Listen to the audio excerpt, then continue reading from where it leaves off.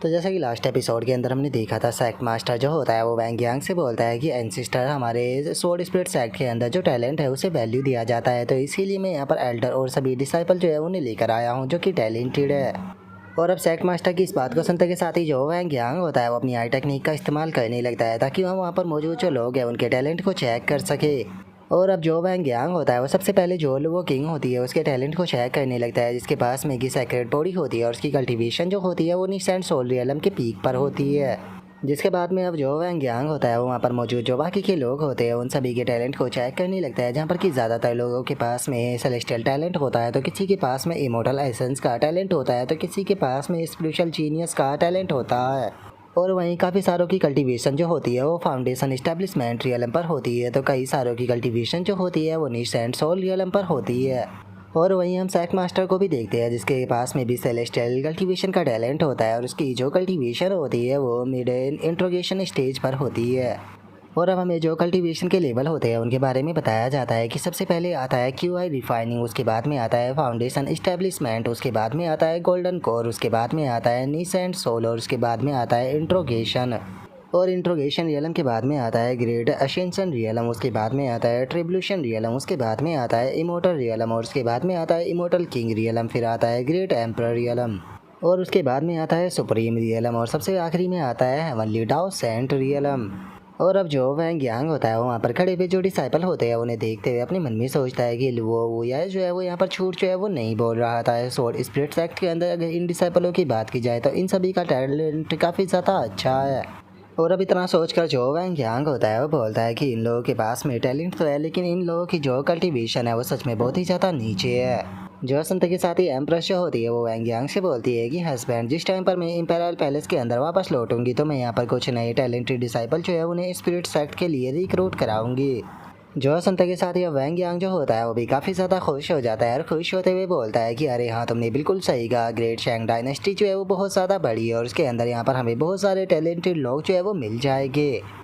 जो सुनते के साथ ही अब जो सिस्टम होती है वो वैंग यांग से बोलती है कि होस्ट के यहाँ पर ग्रेट डिज़ायर कि वो चूजन वन जो है उसे ढूंढना चाहता है, इसीलिए उसी सिस्टम की तरफ से यहाँ पर काफ़ी सारे कल्टीवेशन की टेक्निकें जो है वो दी जाती है। जो सुनते के साथ ही अब वैंग यांग जो होता है वो वहाँ पर जो भी कल्टीवेशन होती है उनकी टेक्निकों के नाम को पढ़ने लगता है और उनके नामों को पढ़ते हुए बोलता है कि इन सभी टेक्निकों के जो नाम है वो तो काफ़ी ज़्यादा ही अजीब है। जो सुनते के साथ ही जो सिस्टम होती है वो हंसते हुए जो कल्टीवेशन के नाम होते हैं उन्हें चेंज कर देती है और चेंज करते हुए बोलती है कि माफ़ कर देना, लगता है कि सिस्टम के अंदर थोड़ा बहुत बग आ गया था, मैं अभी इन्हें सही कर देती हूँ। जो सुनकर अब वैंग यांग जो होता है वहाँ पर मौजूद सभी डिसाइपल जो होते हैं उन्हें बताता है कि ओरिजिन रिटर्निंग टेक्निक जो है वो इससे हम लोग जो है वो अपने सेक्ट की जो फाउंडेशन मेथड है उसे रिप्लेस करने वाले हैं, तो सभी डिसाइपलों को इसके ऊपर फोकस करना होगा और इसे मास्टर जो है वो कहना होगा। और इससे अलग अगर एल्डरों की बात की जाए तो उन्हें मैं यहाँ पर 9 टर्न प्रोफाउंड स्किल जो है वो देने वाला हूँ ताकि वे लोग जल्दी से जल्दी यहाँ पर इमोर्टलिटी पर पहुँच सके। जो सुनते के साथ ही अब सभी के सभी डिसाइपल जो होते हैं वो बहुत ज़्यादा खुश हो जाते हैं और खुश होते हुए जो वैंग यांग होता है उसे बोलते हैं कि एंसिस्टर, हमारे लिए इतना कुछ करने के लिए बहुत बहुत शुक्रिया, हम लोग चाहे वो आपकी एक्सपेक्टेशन पर खरे ज़रूर उतरेंगे। और उसके इतना बोलते के साथ ही तो हम देखते हैं कि जो एल्डर होते हैं उनके बीच में तो अब लड़ाई होना शुरू हो जाती है, जहाँ पर कि सेक्ट मास्टर जो होता है वो एल्डर से बोलता है कि ये टेक्निक बहुत ज़्यादा पावरफुल है, तुम इसे हैंडल नहीं कर पाओगे, तो सबसे पहले इसे मुझे स्टडी करने दो। जो उनका दूसरा जो एल्डर होता है वो बोलता है कि सीनियर ब्रदर, तुम पहले ही पावरफुल जो है वो बन चुके हो, तो इसीलिए ब्रेक थ्रू करने की बारी मेरी है, तो इसीलिए सबसे पहले मैं कल्टिवेट करूँगा। जो उनका तीसरा है वो एल्डर जो होता है वो बोलता है कि मैं अपने बिल्कुल लाइफ स्पैन के एंड पर पहुँच चुका हूँ, तो सबसे ज़्यादा ब्रेक थ्रू ज़रूरी मेरे लिए है। और उन लोगों को इस तरह से लड़ता हुआ देखकर जो लुआ किंग होती है वो उन लोगों से बोलती है कि तुम लोग जरा यहाँ पर थोड़ी तो शर्म रखो, क्या तुम्हें नहीं दिखाई दे रहा कि जो एंसिस्टर है वो हमें देख रहे हैं। और उसके इतना बोलते के साथ ही जो वैंग यांग होता है वो लुआ किंग को भी एक टेक्निक दे देता है, जिसे देखकर लुआ किंग जो होती है वो बोलती है कि एंसिस्टर, क्या ये टेक्निक मेरे लिए है। जो सुनकर वैंग यांग जो होता है वो उससे बोलता है कि हाँ, ये टेक्निक जो है वो तुम्हारे लिए है, जिसका नाम की गोडस इमॉर्टल मेलोडी टेक्निक है, और अगर तुम इसे कल्टीवेट करती हो तो एक दिन तुम सुप्रीम को भी राइवल कर पाओगी।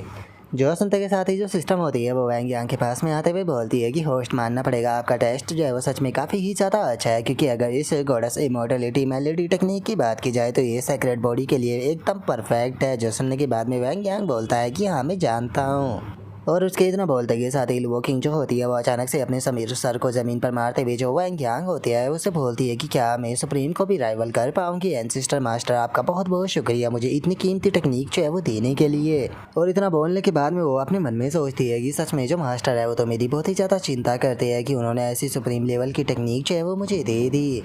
और अब उसके इतना सोचते के साथ ही जो एम्प्रेस होती है वो भी वैंग यांग की तरफ देखने लगती है और उसकी तरफ देखते हुए अपने मन में सोचती है कि क्या ये मुझे भी गिफ्ट देगा, क्योंकि अगर देखा जाए तो इस टाइम पर मैं भी स्वॉर्ड स्पिरिट सेक्ट का ऑफिशियली पार्ट जो है वो बन चुकी हूँ। और एम्प्रेस ये सोच ही रही होती है तभी वैंग यांग जो होता है वो उसे एक टेक्निक जो होती है वो दे देता है, जिसे देखने के बाद में जो एम्प्रेस होती है वो पूछती है कि हस्बैंड आखिर ये सूत्र किस प्रकार का है। जो सुनकर वैंग यांग जो होता है वो उसे बताता है कि ये कामा सूत्र है जिसे कि एंशिएंट सैंड के द्वारा क्रिएट किया गया था और मुझे लगता है कि यही तुम्हारे लिए सबसे ज़्यादा परफेक्ट है। और यहाँ पर चूँकि सभी लोगों को गिफ्ट मिल रहे थे तो तुम तो मेरी वाइफ हो, फिर ऐसा कैसे हो सकता है कि मैं तुम्हें गिफ्ट ना दूँ। जो सुनते के साथ ही जो एम्प्रेस होती है वो भी उस टेक्निक को देखने लगती है और उसे देखते हुए बोलती है कि चलो तो ठीक है मैं भी देखती हूँ कि आखिर इसके अंदर ऐसा क्या स्पेशल है। और इतना बोलकर वो जैसे ही उस टेक्निक को देखती है तो अचानक से ही उसका पूरा का पूरा चेहरा जो होता है वो लाल पड़ जाता है। और अब जो एम्प्रेस होती है वो मुस्कुराते हुए वैंग यांग से बोलती है कि ये कामा सूत्र जो है वो तो बहुत ही ज़्यादा कठिन लगता है हस्बैंड, मैं चाहती हूँ कि आज रात आप यहाँ पर इसे मेमोराइज करने में मेरी मदद करें। जो सुनकर वैंग यांग जो होता है वो भी मुस्कुराते हुए बोलता है कि चूँकि मेरी जो प्यारी वाइफ है वो मुझसे रिक्वेस्ट कर रही है तो ऐसा कैसे हो सकता है कि मैं अपनी प्यारी वाइफ का साथ ना दूँ। जो सुनते के साथ ही जो एम्प्रेस होती है वो भी काफ़ी ज़्यादा खुश हो जाती है और खुश होते हुए बोलती है कि हस्बैंड आपका जो गिफ्ट है वो मुझे बहुत ज़्यादा पसंद आया। और अब उसके इतना बोलते के साथ ही हमारा व्यू जो होता है वो गोल्डन पैलेस के ऊपर आ जाता है, जहाँ पर कि हम एक सफ़ेद बालों वाली लड़की को देखते हैं जो कि चिल्लाते हुए बोलती है कि शीतो शाओ जल्दी से बाहर निकल कर आओ। जो सुनकर वहाँ पर खड़ा हुआ बंदा जो होता है वो उस लड़की से बोलता है कि मास्टर टाइमिंग माफ़ कर देना, लेकिन मास्टर जो है वो इस टाइम पर शैकुलेशन के अंदर है और उन्होंने ये ऑर्डर दिया था कि जिस टाइम पर वे शैकुलेशन के अंदर है कोई भी उन्हें डिस्टर्ब जो है वो ना कर पाए। जो सुनते के साथ ही उस लड़की को काफ़ी ज़्यादा गुस्सा आता है और वो गुस्से में चिल्लाते हुए बोलती है कि शीतो शाओ बास्टर तुम एक नंबर के डरपोक हो, तुम्हारा बेटा मारा गया लेकिन उसके बाद भी तुम यहाँ पर ऐसे शांत होकर कैसे बैठ सकते हो। जो सुनते के साथ ही वहाँ पर खड़ा हुआ वो बंदा जो होता है वो उस लड़की से बोलता है कि मास्टर प्लीज़ शांत हो जाइए, मैं मानता हूँ कि आपको काफ़ी ज़्यादा दुख पहुँचा है लेकिन इसका मतलब ये नहीं है कि हमारे जो सेक्ट मास्टर है उन्हें इस चीज़ से कोई भी दुख नहीं पहुँचा। लेकिन उसके बाद भी अभी सेक्ट मास्टर जो है वो बाहर जो है वो नहीं आ सकते हैं क्योंकि इस टाइम पर वो अपने ब्रेक थ्रू के क्रिटिकल मोमेंट में है, तो इसीलिए उनके लिए इस टाइम पर सबसे ज़्यादा ज़रूरी यही है कि वे ब्रेक थ्रू के ऊपर फोकस करें, नहीं तो उन्हें ब्लैक लिस्ट पड़ सकता है जिसके कारण पूरा का पूरा गोल्डन पैलेस भी डिस्ट्रॉय हो सकता है।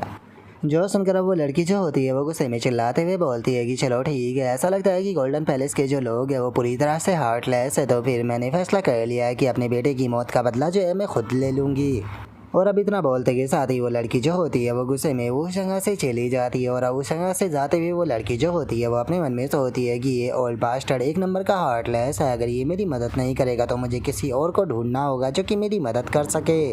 और अब उस लड़की के इतना बोलते के साथ ही हमारा व्यू जो होता है वो दोबारा से स्वॉर्ड स्पिरिट सेक्ट के ऊपर आ जाता है, जहाँ पर कि हम देखते हैं कि वैंग यांग जो होता है वो लुओ किंग को ट्रेनिंग दे रहा होता है और वो उसे स्वॉर्ड पकड़ाते हुए उसे बोलता है कि नहीं तुम गलत कर रही हो, तुम्हें कुछ इस प्रकार से करना चाहिए। लेकिन तभी बाहर से किसी पर्सन की चिल्लाने की आवाज़ आती है जो कि चिल्लाते हुए बोलता है कि स्वॉर्ड स्पिरिट सेक्ट के बास्टर्ड तुम्हारे लिए सही यही रहेगा कि चुपचाप निकल कर बाहर आ जाओ। जो सुनते के साथ ही वैंग यांग जो होता है वो भी पीछे की तरफ देखने लगता है और पीछे की तरफ देखते हुए अपने मन में सोचता है कि ऐसा लगता है कि यहाँ पर जो प्रोटेक्शन एरिया है उसके ऊपर की दोबारा से किसी बेवकूफ़ ने अटैक करना शुरू कर दिया। जो सुनते के साथ ही अब जो एम्प्रेस होती है वो भी वहाँ पर आ जाती है और वहाँ पर आते हुए वैंग यांग से बोलती है कि हस्बैंड बाहर से किसी के चिल्लाने की आवाज़ आ रही है, मुझे लगता है कि कोई यहाँ पर सही इरादे से तो नहीं आया होगा। जो सुनते के साथ ही जो वैंग यांग होता है वो बाहर जाने लगता है और बाहर जाते हुए एम्प्रेस से बोलता है कि माय डियर वाइफ आप चिंता मत कीजिए, मैं बाहर देकर जाकर देखता हूँ कि आखिर अब कौन भी वकूफ़ जो है वो हमें चैलेंज करने आया है। जो सुनते के साथ ही लुओ किंग जो होती है वो गुस्से में बोलती है कि अब आखिर ये कौन भी वकूफ़ है जो कि यहाँ पर मरने के लिए हमारे स्वॉर्ड स्पिरिट सेक्ट के अंदर आया है। एंड सिस्टर यहाँ पर प्लीज़ मुझे अलाउ कीजिए ताकि मैं इस बास्टर्ड को जाकर सबक सिखा सकूँ। जो सुनते के साथ ही वैंग यांग जो होता है वो जाते हुए बोलता है कि अगर वे यहाँ पर चैलेंज करने के लिए आए हैं तो उन लोगों की कल्टीवेशन बिल्कुल भी कम नहीं होगी, तो इसीलिए मैं चाहता हूँ कि तुम यहाँ पर रुककर जो एम्प्रेस है उसका ध्यान रखो, मैं अभी उन लोगों से निपट कर वापस आता हूँ। और अब वैंग यांग के इतना बोलते ही हमारा व्यू जो होता है वो स्वॉर्ड स्पिरिट सेक्ट का जो एरे होता है उसके ऊपर आ जाता है, जहाँ पर कि कोई लगातार अटैक कर रहा होता है। और हमें पता चलता है कि ये गोल्डन पैलेस की वही लड़की होती है जिसके के बेटे को वैंग यांग ने मारा था। और अब वो लड़की जो होती है वो बोलती है कि क्या तुम ये सिंपल बैरियर जो है उसे भी नहीं तोड़ पा रहे हो, आखिर तुम इसके ऊपर कब तक अटैक करने वाले हो। जो सुनता के साथ ही वो ओल्ड मैन जो होता है वो बोलता है कि कज़न ऐसा नहीं है कि मैं यहाँ पर जो ये फॉर्मेशन है इसे तोड़ना नहीं चाहता हूँ, लेकिन ये फॉर्मेशन जो है वो बहुत ही ज़्यादा कॉम्प्लिकेटेड है। यकीन नहीं हो रहा कि थर्ड रेट के जो शैक्ट है वो इस प्रकार की फॉर्मेशन को भी लगा सकता है। और उसके इतना बोलते के साथ ही अचानक से हम देखते हैं कि वैंग यांग उनके सामने आ जाता है। उनके सामने आते हुए बोलता है कि सुप्रीम लेवल से नीचे का कल्टीवेटर जो है वो इस फॉर्मेशन को नहीं तोड़ सकता, तो बेफालतू की अपनी जो एनर्जी है उसे वेस्ट करना बंद करो। और अब वैंग यांग को देखते के साथ ही वो ओल्ड मैन जो होता है वो बोलता है कि आखिर अब ये लिटिल ब्रेड जो है वो कहाँ से आ गया, लेकिन कोई बात नहीं, मैं आज इसे भी जो स्वॉर्ड स्पिरिट्स एक्ट है उसी के साथ में कम्प्लीटली ख़त्म कर दूंगा। आज के बाद में कोई स्वॉर्ड स्पिरिट्स एक्ट का नाम भी नहीं लेगा। लेकिन तुम्हें ख़त्म करने से पहले मैं ये जानना चाहता हूँ कि तुम आखिर हो कौन। जो सुनते के साथ ही वैंग यांग जो होता है वो उसे बताता है कि मैं स्वॉर्ड स्पिरिट्स एक्ट का एंसेस्टर वैंग यांग हूँ। जो सुनते के साथ ही वो लड़की जो होती है उसे वैंग यांग के ऊपर बहुत ज़्यादा गुस्सा आ जाता है और वो अपनी स्वॉर्ड को निकालते हुए बोलती है कि तो बास्टर्ड वो वैंग यांग तुम ही हो जिसने कि मेरे बेटे को मारा था। बास्टर्ड, मैं तुम्हें ख़त्म कर कर अपने बेटे की मौत का बदला लूँगी। जो सुनकर उस लड़की के साथ वाला ओल्ड मैन जो होता है वो उसे रोकते हुए उसे बोलता है कि कोई भी बेवकूफ़ भरी हरकत जो है वो मत करो, क्योंकि मुझे ये बंदा जो है वो बिल्कुल भी कमज़ोर नहीं लग रहा, तो इसीलिए इसे मेरे ऊपर छोड़ दो। और इसके इतना बोलते के साथ ही वैंग यांग जो होता है वो हंसते हुए बोलता है कि अगर मैं गलत नहीं हूँ तो तुम एक नैन और वहीं तुम्हारे साथ वाला बंदा जो है वो एक डोइस्ट है, और अगर जो शितोआव का फादर है उसकी बात की जाए तो वो गोल्डन पैलेस का एक सेक्ट मास्टर है। सच में यार तुम लोगों का जो रिलेशनशिप है वो तो बहुत ही ज़्यादा कॉम्प्लिकेटेड है। ऐसा लग रहा है कि जैसे कि तुम लोगों का रिलेशनशिप नहीं बल्कि किसी चिड़िया का घोंसला हो। जो सुनते के साथ ही उस ओल्ड मैन को जो ली वैंग यांग होता है उसके ऊपर बहुत ज़्यादा गुस्सा आ जाता है और वो गुस्से में चिल्लाते हुए वैंग यांग से बोलता है कि बास्टर्ड, अपनी बेफालतू की बकवास करना बंद करो, क्योंकि आज मैं तुम्हें यहाँ पर छोटे छोटे भागों में बांटने वाला हूँ। जो संता के साथ ही वैंग यांग जो होता है वो मुस्कुराते हुए उसे बोलता है कि जिस तरह से तुम बातें कर रहे हो ऐसा लगता है कि तुम इस लड़की के एक पालतू कुत्ते हो जो कि उसके कहने पर यहाँ पर बोल रहे हो। जो संता के साथ ही वो बंदा जो होता है वो वैंग यांग के ऊपर अटैक कर चिल्लाते हुए बोलता है कि बास्टर्ड, ऐसा लगता है कि तुम यहाँ पर मरना चाहते हो। और अब इतना बोलते के साथ ही वो ओल्ड मैन वैंग यांग के ऊपर अटैक करता है, लेकिन वैंग यांग जो होता है वो अपनी शील्ड बनाकर उसके अटैक को वहीं पर ही ब्लॉक कर देता है। और इस चीज़ को देखने के बाद में वो ओल्ड मैन जो होता है वो काफ़ी ज़्यादा हैरान रह जाता है। हैरान होते हुए बोलता है कि इसने मेरी शॉर्ट टेक्निक जो थी उसे इतनी आसानी से एब्जॉर्ब कर लिया, आखिर ये बंदा ऐसा कैसे कर सकता है। एक मिनट रुको, कहीं ये ऑलरेडी सुप्रीम रियलम पर तो नहीं पहुंच गया ना। और उसके इतना सोचते के साथ ही जो वैंग यांग होता है वो वहाँ पर अपना जो अटैक होता है उसे बनाते हुए उन लोगों से बोलता है कि मैं यहाँ पर तुम्हारी सिचुएशन जो है वो समझ सकता हूँ, तो इसीलिए अब ये मैटर जो है उसे बिल्कुल भी यहाँ पर पीसफुली जो है वो सोल्व नहीं किया जा सकता। जो सुनते के साथ ही वो ओल्ड मैन जो होता है वो वहाँ पर जो वो लड़की होती है उसे पीछे हटने के लिए बोलने ही वाला होता है, लेकिन तभी वो लड़की चिल्लाते हुए उसे बोलती है कि अपने मुंह को बंद रखो, क्या तुम भी अब हार्टलेस हो गए हो। इसने मेरे बेटे को मारा है, मैं अपने बेटे की मौत का बदला लिए बिना यहाँ से नहीं जाऊँगी। मैं केवल आज इस बास्टर्ड को ही यहाँ पर ख़त्म नहीं करूँगी बल्कि मैं इसका पूरा का पूरा जो सेक्ट है उसे भी डिस्ट्रॉय कर दूँगी। और जो एम्प्रेस येलिन है मैं उसे यहाँ पर क्रिपल करने के बाद में उसकी शादी जो है वो अपने दूसरे बेटे से कराऊँगी। और अब उस लड़की की इस बात को सुनते के साथ ही हम देखते हैं कि वैंग यांग को काफ़ी ज़्यादा गुस्सा आता है और वो गुस्से में अपना जो मर्डरस हो रहा होता है उसे रिलीज करने लगता है। और इस चीज़ को देखते के साथ ही जो सिस्टम होती है वो खुश होते हुए वैंग यांग को बताती है कि क्या बात है होस्ट, आपका जो किलिंग इंटेंट है वो दोबारा से बढ़ने लगा है। और अब सिस्टम की इतना बोलते के साथ ही वैंग यांग जो होता है वो अपनी शॉर्ट जो होती है उसे निकाल लेता है। अपनी शॉर्ट को निकालते हुए बोलता है कि जब मैं नॉवेल्स पढ़ा करता था तो मैं हमेशा ही सोचा करता था कि जो मेन कैरेक्टर है वो ऐसे ही जो साइड कैरेक्टर है उन्हें क्यों मार देता है। सच बताओ तो शुरू में मुझे ये चीज़ पसंद नहीं आती थी और मैं सोचता था कि शायद उन्हें छोड़ देना चाहिए था, लेकिन अब मुझे समझ में आ रहा है कि आखिर जो साइड कैरेक्टर होते हैं उन्हें क्यों नहीं छोड़ा जाता। तुम लोग जो है वो जीना ही डिजर्व जो है वो नहीं करते हो। और अब वैंग यांग को अटैक बनाता हुआ देखने के बाद में वो बंदा जो होता है वो भी काफ़ी ज़्यादा घबरा जाता है और घबराते हुए जो वैंग यांग होता है उससे बोलता है कि तुम आखिर क्या करने की प्लान कर रहे हो। जो सुनकर वैंग यांग जो होता है वो हंसते हुए बोलता है कि तुम जानना चाहते हो ना मैं क्या प्लान करने की सोच रहा हूँ। सच बताओ तो मैं तुम लोगों को यहाँ पर जो तुम्हारा वो बेटा था उसके पास में ही भेजने का प्लान जो है वो कर रहा हूँ, जिससे कि यहाँ पर दोनों फैमिली जो है वो एक साथ में मिल जाएगी। जो सुनते के साथ ही जो सिस्टम होता है वो नोटिफिकेशन देते हुए बताता है कि होस्ट के अंदर ये डिज़ायर जो है वो देखा गया है कि वो दो प्यार करने वालों को मिलाना चाहता है, इसीलिए उसे सेंट ग्रेड की टेक्निक जो है वो दी जाती है जिसका नाम की है 3 शोल ऑफ द गॉड टेक्निक। और अब इस नोटिफिकेशन के साथ में जो सिस्टम होती है वो वैंग यांग से बोलती है कि होस्ट आपको जो रिवॉर्ड है वो सेंड कर दिए गए हैं, तो इसीलिए प्लीज़ एक बार जो रिवॉर्ड है उसे चेक कर लीजिए। जो सुनते के साथ ही वैंग यांग जो होता है वो अपना अटैक जो होता है वो कर देता है। अपने अटैक को करते हुए बोलता है कि सबसे पहले तो मैं ज़रा इन दो बास्टर्डों को ख़त्म कर दूँ, उसके बाद में ही मैं जो रिवॉर्ड है उसे चेक करूँगा। और अब वैंग यांग के अटैक को देखते के साथ ही वो ओल्ड मैन भी घबराने लगता है और वैंग यांग के अटैक को रोकने के लिए वो अपना जो डिफेंस होता है उसे बनाने लगता है। और हम देखते हैं कि वैंग यांग का जो अटैक होता है वो सीधे आकर उसके अटैक से टकरा जाता है। और हम देख पाते हैं कि वैंग यांग का जो अटैक होता है वो इतना ज़्यादा पावरफुल होता है कि इससे वो ओल्ड मैन जो होता है वो भी इंजर्ड हो जाता है। जिसके बाद में अब वो लड़की जो होती है वो घबराते हुए उस ओल्ड मैन से बोलती है कि तुम इतने सालों से कल्टीवेशन करते हुए आ रहे हो, लेकिन तुमने बिल्कुल भी इम्प्रूवमेंट जो है वो नहीं किया। तुम यहाँ पर एक मामूली सा जो ब्रैट है उसे भी नहीं हरा पा रहे हो। जो सुनकर वो ओल्ड मैन जो होता है वो उस लड़की से बोलता है कि कज़न, अगर हमें इसे हराना है तो हमें जो अपनी स्वॉर्ड है उसे कंबाइन करना होगा। जो सुनते के साथ ही अब वे दोनों जो होते हैं वो एक साथ में फाइट करने के लिए तैयार हो जाते हैं, जहाँ पर कि उनकी टेक्निक का नाम होता है water fire unforgiven twin blade fusion. जिसके बाद में अब वे दोनों ही जो होते हैं वो एक साथ में वैंग यांग के ऊपर अटैक करने के लिए आने लगती है। जिनके अटैक को रोकते हुए वैंग यांग जो होता है वो अपने मन में सोचता है कि सच में ये दोनों तो काफ़ी ज़्यादा बेशर्म है, मैंने नहीं सोचा था कि ये दोनों ही एक साथ में अटैक कर देंगे। और इतना सोचते ही हम देखते हैं कि वैंग यांग को भी अब उनके अटैकों को रोकने में थोड़ी प्रॉब्लम जो है वो होने लगती है। तब ये सिस्टम जो होती है वो वैंग यांग से बोलती है कि होस्ट, आपको एक नई टेक्निक मिली है जो कि इनके खिलाफ काफ़ी ज़्यादा कामयाब हो सकती है, तो आपको उसे ट्राई कर देखना चाहिए। जो सुनते के साथ ही वैंग यांग जो होता है वो भी उस टेक्निक को देखने लगता है और उस टेक्निक को देखते हुए बोलता है कि अच्छा, तो इसका नाम 3 शॉल इनटू गॉड टेक्निक है। इसकी मदद से मैं यहाँ पर जो 1 को 3 QI ट्रांसफॉर्म जो है वो कर सकता हूँ। ये टेक्निक तो सच में देखने में काफ़ी ज़्यादा प्यारी जो है वो लग रही है। चलो ठीक है, चूँकि ये दो जो है वो एक के खिलाफ लड़ रहे हैं, तो देखते हैं कि जब इनके खिलाफ यहाँ पर लड़ने के लिए 3 हो जाएगी तो ये क्या करेंगे। और अब वैंग यांग के इतना बोलते के साथ ही वे दोनों जो होते हैं वो दोबारा से वैंग यांग के ऊपर अटैक करने के लिए आने लगते हैं। लेकिन तभी हम देखते हैं कि वैंग यांग जो होता है वहाँ पर अपने 2 क्लोन जो है वो बना लेता है, जिसे देखने के बाद में वो ओल्ड मैन हैरान होते हुए बोलता है कि आखिर ये किस प्रकार की टेक्निक है। जो सुनकर वो लड़की जो होती है वो बोलती है कि मुझे पक्का यकीन है कि ये बाकी की 2 बॉडी जो है वो किसी प्रकार का इल्यूज़न है और इसकी मैन बॉडी एक ही होगी, हमें बस इसकी जो मैन बॉडी है उसे ढूंढना होगा। और उस लड़की की इतना बोलते के साथ ही वैंग यांग की जो तीनों बॉडी होती है वह हंसते हुए अपने अपने जो अटैक होते हैं उन्हें कर देती है। और अब हम देखते हैं कि तीनों ही तरफ से वैंग यांग के अटैक आने लगते हैं, जिन्हें रोकने में उन दोनों को भी अब काफ़ी प्रॉब्लम होने लगती है।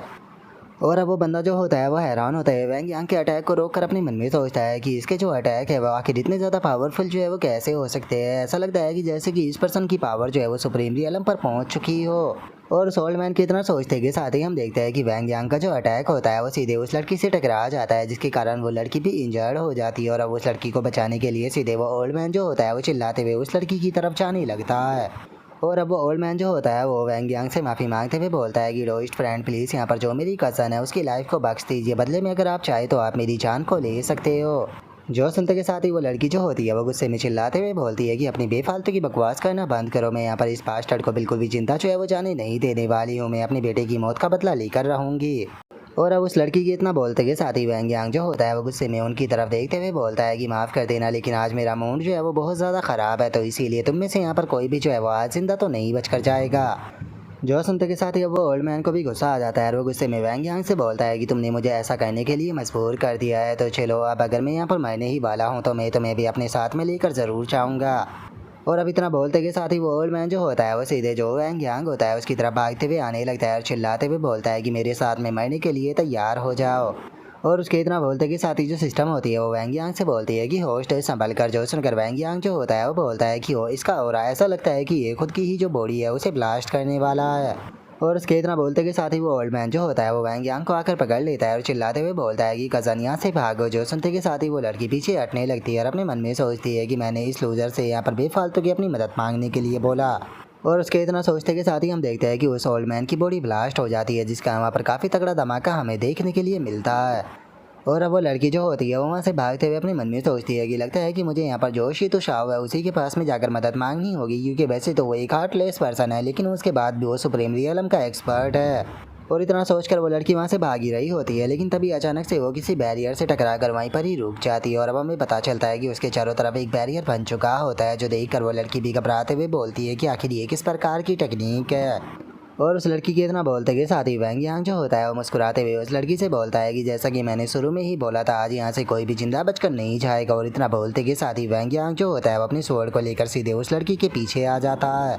और उस लड़की के पीछे आते के साथ ही सीधे अपनी शॉर्ट से उस लड़की के ऊपर अटैक जो है वो कर देता है। और अब वो लड़की जो होती है वो गुस्से में चिल्लाते हुए वैंग यांग से बोलती है कि बास्टर्ड, मुझे मारने के बाद में याद रखना बचोगे तुम भी नहीं, जो बुद्धिस्ट सेक्ट है वो याद रखना मेरी मौत का बदला जो है वो तुमसे ज़रूर लेगा। जो सुनते के साथ ही वैंग यांग जो होता है वो बोलता है कि चूंकि मैंने यहाँ पर जो डोइस्ट है उन्हें ऑफेंड कर ही दिया है तो कोई बात नहीं, मैं यहाँ पर जो मेरी दुश्मनों की लिस्ट है उसके अंदर जो बुद्धिस्ट है उन्हें भी ऐड कर लूँगा। जो सुनते के साथ ही जो सिस्टम होती है वो वैंग यांग की तारीफ करते हुए बोलती है कि होस्ट आप तो सच में बहुत ही ज़्यादा अमेजिंग हो, आप अकेले ही यहाँ पर 3 सेक्टर को संभालने के लिए तैयार हो। जो सुनते के साथ ही वैंग यांग जो होता है वो सिस्टम को पकड़कर उसे हिलाते हुए उसे बोलता है कि मुझे जरा कसम खाकर बताओ कि तुम मेरे खिलाफ कोई प्लानिंग तो करने की कोशिश नहीं कर रही हो ना। जो सुनते के साथ ही जो सिस्टम होती है वो घबराते हुए वैंग यांग से बोलती है कि होस्ट आप ये कैसी बात कर रहे हो, आखिर ऐसा कैसे हो सकता है कि मैं अपने मास्टर के ही खिलाफ कोई प्लान जो है वो रचूँ। मैं तो यहाँ पर रहकर पूरे टाइम जो है वो आपकी ही मदद कर रही थी। जो सुनने के बाद में वैंग यांग सिस्टम को छोड़ते हुए उसे बोलता है कि चलो तुम्हारे लिए सही यही रहेगा कि तुम मुझसे झूठ मत बोलना, तो चलो अब वापस चलते हैं क्योंकि बाकी के लोग जो है वो हमारी चिंता कर रहे होंगे। और अब इतना बोलते के साथ ही वैंग यांग जो होता है वो वापस से जो एम्प्रेस होती है उसके पास में आ जाता है। जो देखने के बाद में एम्प्रेस जो होती है वो वैंग यांग से थोड़ा घबराते हुए पूछती है कि डियर हस्बैंड आप ठीक तो होना, क्योंकि वो फाइट बहुत ज़्यादा टेरिफाइंग थी। और उसके इतना बोलते के साथ ही लुओ किंग जो होती है वो भी अपने मन में सोचती है कि सच में जो एंसिस्टर है वो तो बहुत ही ज़्यादा अमेजिंग है, उसने यहाँ पर अकेले ही उन दो एरोगेंट बास्टर्डों को ख़त्म कर दिया। और उसके इतना सोचते के साथ ही वैंग यांग जो होता है वो उनसे बोलता है कि वे दो बेफालतू के कचरे आकर यहाँ पर शोर मचा रहे थे, तो इसीलिए उनकी चिंता करने की तुम्हें कोई ज़रूरत नहीं क्योंकि अब वे कचरे ख़त्म हो चुके हैं। जो सुनते के साथ ही सेक्ट मास्टर भी वहाँ पर आ जाता है और वहाँ पर आते हुए वैंग यांग से पूछता है कि एंसिस्टर आखिर ये दोनों लोग कौन थे। जो सुनने के बाद में वैंग यांग बताता है कि इनमें से एक तो शीतू आओ की मदर थी और दूसरा पर्सन जो था उसका एक पालतू कुत्ता था जिसने कि अपना नाम जो है वो तियान कुआन बताया था। जो सुनते के साथ ही सेक्ट मास्टर जो होता है वो काफ़ी हैरान रह जाता है, हैरान होते हुए बोलता है कि एक मिनट, वो तो रिफ्लेक्टिंग मून स्प्रिंग सकातियान कुआन था, ये मैटर तो सच में बहुत ही ज़्यादा सीरियस है। जो सुनकर जो वैंग यांग होता है वो उससे पूछता है कि रिफ्लेक्टिंग मून स्प्रिंग आखिर ये किस प्रकार का ग्रुप है। जो सुनकर सेक्ट मास्टर जो होता है वो वैंग यांग को बताता है कि वो 4 लोगों का एक ग्रुप है जो कि बहुत ही हाईली माइंडेड वाले स्कॉलर और कल्टीवेटर है। सभी लोग जो है उन्हें बहुत ही ज़्यादा रिस्पेक्ट जो है वो देते हैं। जो सुनते के साथ ही वैंग यांग जो होता है वो बोलता है कि ये तो सुनने में किसी प्रकार का जो क्लब है उसकी तरह लग रहा है। जो सुनने के बाद में सेक्ट मास्टर जो होता है वो अपने मन में सोचता है कि मुझे थोड़ा रिलैक्स हो जाना चाहिए। मैं मानता हूँ कि जो एंसिस्टर है उनकी कल्टीवेशन जो है वो काफ़ी ज़्यादा पावरफुल है, लेकिन उसके बाद भी हम लोग जो है वो यहाँ पर जो रिफ्लेक्टिंग मून स्प्रिंग के मेंबर है उन्हें बिल्कुल भी नज़रअंदाज जो है वो नहीं कर सकते। और उसके इतना सोचते के साथ ही वैंग यांग जो होता है वो उनसे बोलता है कि तुम्हें उन लोगों की चिंता करने की कोई ज़रूरत नहीं है, अगर वे लोग यहाँ पर आए तो मैं खुद उनसे निपट लूँगा। तुम्हें मैंने जो टेक्निक दी है बस तुम उन्हें कल्टीवेट करने के लिए उनके ऊपर फोकस करो। जो सुनते के साथ ही सेक्ट मास्टर जो होता है वो वैंग यांग से बोलता है कि एंसिस्टर हमारे लोग जो है वो यहाँ पर बहुत ही अच्छे से कल्टीवेट करने की कोशिश कर रहे हैं, लेकिन हमारा सेक्ट जो है वो कोई टॉप टीयर का सेक्ट नहीं है जिसका यहाँ पर स्पिरिचुअल एनर्जी की बहुत ज़्यादा कमी है। इसीलिए हमारे पास में यहाँ पर टॉप टीयर की टेक्निक होने के बाद भी और पूरी हार्ड वर्क करने के बाद भी हम लोग जो है वो ब्रेक थ्रू जो है वो नहीं कर पा रहे। जो सुनता के साथ ही वैंग यांग जो होता है वो उससे बोलता है कि देखा जाए तो तुम्हारी बात के अंदर पॉइंट तो है, तो कैसा रहेगा कि अगर हम कोई बड़ा सेक्ट जो है उसके ऊपर कंट्रोल कर जो उनकी स्पिरिचुअल पैराडाइज है उसे अपना बना ले। तो जो सुनते के साथ ही जो सेक्ट मास्टर होता है वो घबराते हुए वैंग यांग से बोलता है कि एंसिस्टर प्लीज़ ऐसा बिल्कुल भी मत करना, क्योंकि इस चीज़ से सेक्ट के बीच में वॉर जो है वो शुरू हो जाएगी और जो होली लैंड है उनका भी अट्रैक्शन जो है वो हमारी तरफ आ जाएगा। जो सुनते के साथ ही वैंग यांग जो होता है वो बोलता है कि देखा जाए तो जो सेक्ट वॉर होती है उसके अंदर काफ़ी ज़्यादा ट्रेबल होती है और मैं भी जो कर्मा होता है उसके अंदर इन्वॉल्व जो है वो नहीं होना चाहता हूँ। लगता है कि हमें इस चीज़ के लिए कोई दूसरी चीज़ जो है वो सोचनी पड़ेगी। और अब इतना बोलकर वैंग यांग सिस्टम की तरफ देखने लगता है और अब जो सिस्टम होती है वो भी वैंग यांग के इशारे को समझ जाती है और वो अपने पास से किसी चीज़ को निकालते हुए बोलती है कि होस्ट मैं आपके इशारे को समझ गई, तो आप ये मैटर जो है उसे मेरे ऊपर छोड़ दीजिए। और अब इतना बोलते के साथ ही जो सिस्टम होती है वो वैंग यांग को एक स्टोन दे देती है जिसका नाम की पर्पल मैंसन इमोर्टल स्टोन होता है, जिसे देखने के बाद में वैंग यांग जो होता है वो पूछता है कि पर्पल मैंसन इमोर्टल स्टोन आखिर इसका क्या इफेक्ट है। जो सुनते के साथ ही जो सिस्टम होती है वो वैंग यांग को बताती है कि जो पर्पल मैंसन इमोर्टल स्टोन है ये कोई नॉर्मल स्टोन नहीं है। अगर आप इसे सेक्ट की जो स्पिरिचुअल वेन की जगह है वहाँ पर गाड़ देते हो तो ये सेक्ट की स्पिरिचुअल वेन की क्वालिटी को बढ़ा सकती है और बहुत ही बड़ी मात्रा में स्पिरिचुअल एनर्जी भी प्रोवाइड कराती है। और अब वैंग यांग के हाथ में उस स्टोन को देखने के बाद में जो सेक्ट मास्टर होता है वो वैंग यांग से पूछता है कि एंसिस्टर आखिर आपके हाथ में ये कौन सा ट्रेजर है। जो सुनकर वैंग यांग उन्हें बताता है कि इसका नाम जो है वो पर्पल मैंसन इमोर्टल स्टोन है और अब इस इमोर्टल स्टोन की मदद से मैं हमारा जो स्वॉर्ड स्पिरिट सेक्ट की स्पिरिचुअल वेन की क्वालिटी है उसे इम्प्रूव जो है वो करने वाला हूँ ताकि तुम लोग जो है वो आसानी से अपनी कल्टीवेशन को कर पाओ। जो सुनते के साथ ही यहाँ पर खड़ा हुआ जो एल्डर होता है वो बहुत ज़्यादा हैरान रह जाता है, हैरान होते हुए बोलता है कि क्या ये लेजेंडरी पर्पल मैंसन इमोर्टल स्टोन है। यहाँ तक कि बड़े बड़े सेक्ट और बड़ी बड़ी कंट्रियों के पास में भी ये देखने के लिए नहीं मिलता। मैंने नहीं सोचा था कि एंसेस्टर के पास में ऐसा ट्रेजर होगा।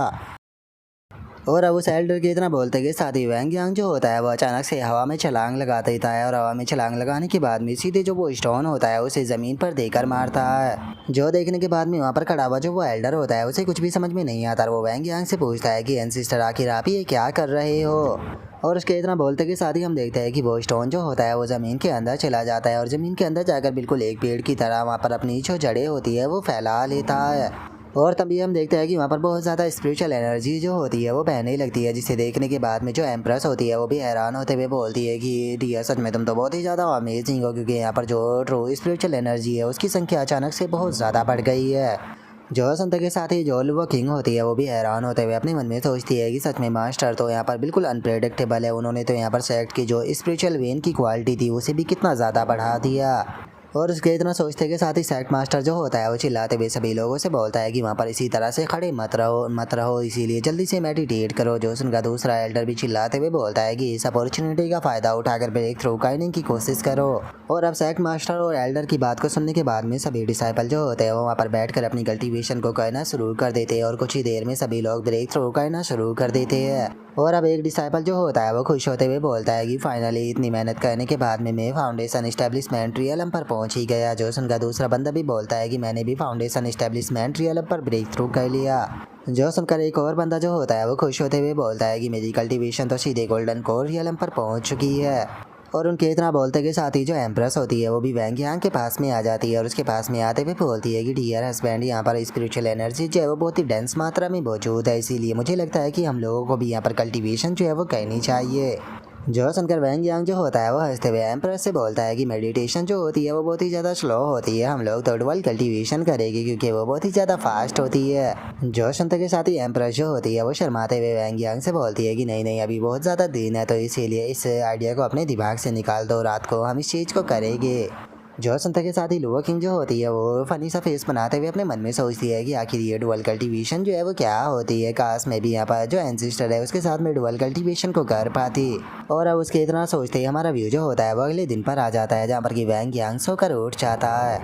और उठने के बाद में अब जो वैंग यांग होता है वो अपने मन में सोचता है कि सच में रात का जो सेशन था वो तो बहुत ही ज़्यादा इंटेंस था, यहाँ तक कि मैं सुबह में भी नहीं उठ पा रहा हूँ, अभी भी मेरी जो बॉडी है वो काफ़ी ज़्यादा थकी हुई है। और अब इतना सोचकर वैंग यांग जो होता है वो एम्प्रेस के पास में आ जाता है जो कि तैयार हो रही होती है। और उसे देखने के बाद में वैंग यांग मुस्कुराते हुए उसे बोलता है कि मेरी प्यारी वाइफ, आखिर तुम इतनी सुबह सुबह उठकर कहाँ जा रही हो। जो सुनते के साथ ही एम्प्रेस जो होती है वो बहुत ही फनी सा फेस बनाते हुए वैंग यांग से बोलती है कि क्या तुम भूल चुकी हो कि आज कौन सा दिन है। जो सुनकर वैंग यांग हंसते हुए बोलता है कि अरे मैं तो इस बारे में भूल ही गया था, आज तो हमें अपनी वाइफ की फैमिली के अंदर विजिट जो है वो करने के लिए जाना है। जो सुनकर एम्प्रेस जो होती है वो वैंग यांग के कपड़ों को सही करते हुए उससे बोलती है कि आप तो जानते ही हो कि मैंने अभी अभी जो 6 के 6 किंगडम है उन्हें कॉन्कर किया है, जिसका आगे शैंग डायनेस्टी जो है वो अभी भी पूरी तरह से स्टेबलाइज जो है वो नहीं हुई है, इसीलिए अभी भी मुझे इम्पेरियल पैलेस के अंदर ही कुछ टाइम के लिए रुकना होगा ताकि वहाँ की जो चीज़ें हैं उन्हें स्टेबलाइज किया जा सके, क्योंकि जो सारे मैटर है उन्हें केवल जो कोर्ट है वो नहीं संभाल सकता। जो सुनकर वैंग यांग जो होता है वो बहुत ही फनी तरीके से बोलता है कि ठीक है, तो फिर मैं पूरा मैटर जो है वो अपनी वाइफ के ऊपर छोड़ता हूँ, मुझे यकीन है कि मेरी वाइफ अच्छे से इस मैटर को संभाल लेगी। और अब इतना बोलकर वैंग यांग जो होता है वो अपनी धर्मा बॉडी जो होती है उसे चेक करने लगता है, जो कि इस टाइम पर एम्परर टियर के 6 लेवल से एम्परर टियर के 2nd लेवल पर पहुंच चुकी होती है, जिसे देखकर वैंग यांग अपने मन में सोचता है कि आखिर मेरी धर्मा मेरिट बॉडी जो है वो यहाँ पर ड्रॉप क्यों होने लगी। जो सुनते के साथ ही जो सिस्टम होती है वो वैंग यांग को आकर बताती है कि मेरे प्यारे होस्ट, यहाँ पर आप जितनी बैटल करते जाओगी आपकी जो मेरिट है वो धीरे धीरे कर कम जो है वो होती जाएगी, जिसके कारण आपकी जो धर्मा बॉडी है उसकी भी पावर जो है वो कमज़ोर होती जाएगी। तो अगर आप अपनी जो धर्मा बॉडी है उसे यहाँ पर मैं अपग्रेड जो है वो करना चाहते हो तो उसके लिए आपको लगातार मेरिट पॉइंट जो है वो कमाते रहना होगा। जो सुनकर वैंग यांग जो होता है वो उसे बोलता है कि तुम कहना चाहती हो कि मुझे जब तक धर्मा बॉडी का इस्तेमाल करना है तब तक के लिए मुझे मेरिट पॉइंटों को कमाते रहना होगा। सच में ये तो काफ़ी ज़्यादा सर दर्द भरा काम है। जो सुनते के साथ ही सिस्टम जो होती है वो वैंग यांग से बोलती है कि होस्ट टेंशन मत लीजिए, जिस टाइम पर आपकी जो धर्मा बॉडी है वो एक बार सुप्रीम रियलम पर पहुंच जाएगी तो उसके बाद में वो कभी भी नीचे जो है वो नहीं आएगी, चाहे आपके पास में मेरिट पॉइंट हो या फिर ना हो। जो सुनकर वैंग यांग जो होता है वो अपने मन में सोचता है कि ऐसा लगता है कि मुझे जो ग्रैंड शैंग डायनेस्टी है उसके अंदर एम्प्रेस के साथ में जाना होगा ताकि मैं वहाँ से थोड़े से मेरिट पॉइंट जो है वो कमा सकूँ। और अब उसके इतना बोलते के साथ ही हमारा व्यू जो होता है वो एक दूसरी जगह पर आ जाता है, जहाँ पर कि हम एक बंदे को देखते हैं जो कि सामने बैठे हुए ओल्ड मैन को आकर बैटरीज बोल कर ग्रीट करता है।